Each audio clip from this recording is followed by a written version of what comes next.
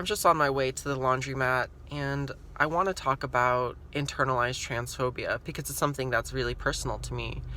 I feel like it's really difficult to be trans, and as someone that sees themselves as like different than the norm, it's difficult to stray away from that because there's not a lot of road laid out in front of us. It's really difficult to navigate this world because we're always, you know, rising against policies or people or societal institutional like structures that simply aren't there. I think it's really easy to blame and guilt oneself and to say that you're not worthy if you are trans, because that's what some people say to us. I get that shit online, like, you're a man, you'll always be a man, you'll never be a woman, and like that kind of shit is just so insane, and we kind of have to normalize that. But that also means that we have to numb ourselves to, you know, the whims of like not just like the internet, but people's not knowing of how to react to us. People don't understand trans people, and I think that's one thing that we should try to change, by presenting ourselves in the world and being like, hey, I'm trans, I'm this person, and like I'm just a normal fucking person. So that's why I feel like trans visibility is so important. But going back to like internalized transphobia and basically outward transphobia, which is people fucking beating up trans women or, murdering us, it's real. Like, people simply are scared of us, and they just don't know, and they have these preconceived notions that we're like, especially in the religious context, like some sort of like possessed demon like people, or like, some crazy shit like that. We're just normal people. We want to just live our lives, and it's just so difficult to navigate this world when there hasn't been a lot of like road laid out in front of us. There hasn't been a lot of structure, societal structure, like made that protect trans people, and so we have to kind of fight for these things. And I think, that there's always been like trans people that don't really conform to their gender expectations. Like, I feel like you'll find examples of that throughout history, and so I feel like it's something that won't ever really change. Will always be here. There will always be trans people so long as, humans are around, or people that either are just not conforming and their gender expression is just simply different than other people.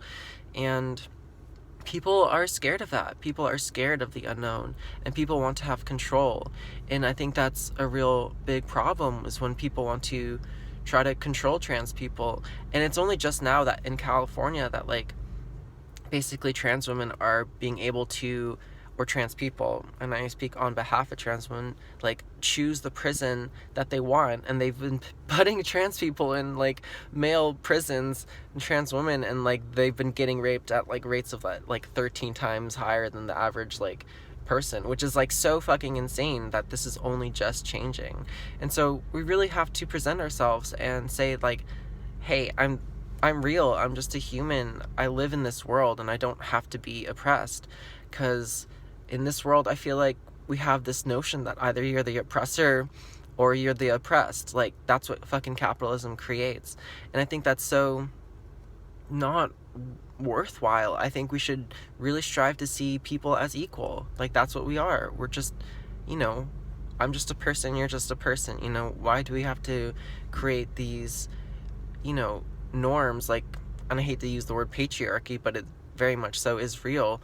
Like, why do we have to subscribe to something that says that basically white men get to control everything, or white families, or not that that isn't the case, but they were the ones that instituted slavery like worldwide in a more common history. Obviously, like, there's been slavery since the beginning, like, or some sort of like subjugation of people. And so sometimes I think like you can chalk that up to like human behavior, but I really think that like, because there is sort of these implicit societal expectations, these gender norms, and just like a history of otherizing in this country, the United States, where I'm from, um, is just so, it's just so normalized, like, and we're still coming out of this like racism that's been deeply stemmed in like the history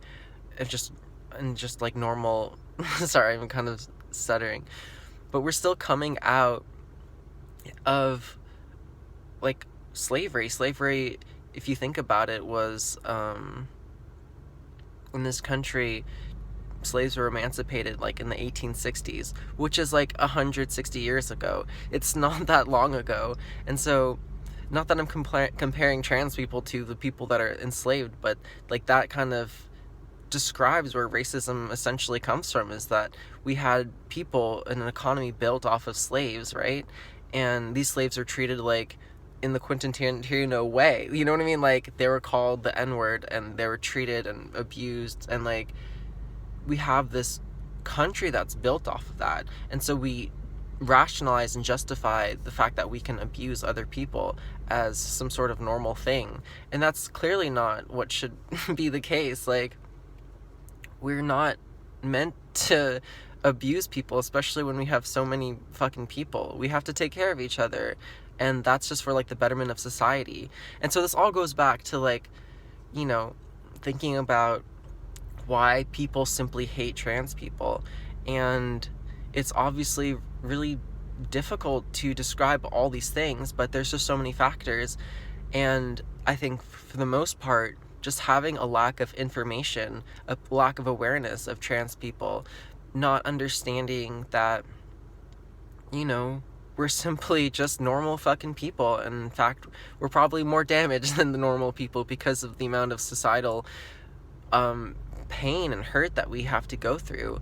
We deal with so much like misgendering and like, you know, people just otherizing us, and whether that's explicit, like said verbally, or shown, you know, physically, you know, or that's implicit, where it's just like a facial expression, or just a way of people judging us and chalking us into some box that, you know, like, oh, I should stay away from this person, or like, oh, this person is like possessed by like a demon or some shit. Like these religious like lenses actually say that kind of shit, that we're just like fucking possessed or something, you know what I mean? Like, and that's the kind of fucking background that I'm coming from, growing up, you know, in a very conservative context.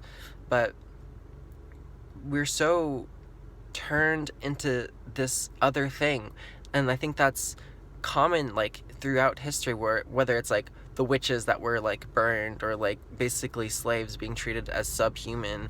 And not that like I'm trying to compare trans people to that, but basically, like, yeah, like killing a trans person as a hate crime is basically a fucking witch hunt, you know what I mean? Like, I'm not trying to like aggravate or, you know, try to hurt or, you know, put down anyone. I just want people to be happy. I just want trans people to feel safe. And, you know, why does it have to be so dangerous to speak up and to just express myself, you know? So these are just some thoughts. I know it kind of got a little bit rambly, but obviously I've been dealing with like a lot of things going on in like the quarantine, and it's just been a very pressurized time, and I especially think that it's just good to make these videos and get the load off of my chest. And so I thank you for listening, and if you want, you can always subscribe, and I appreciate it. Thanks.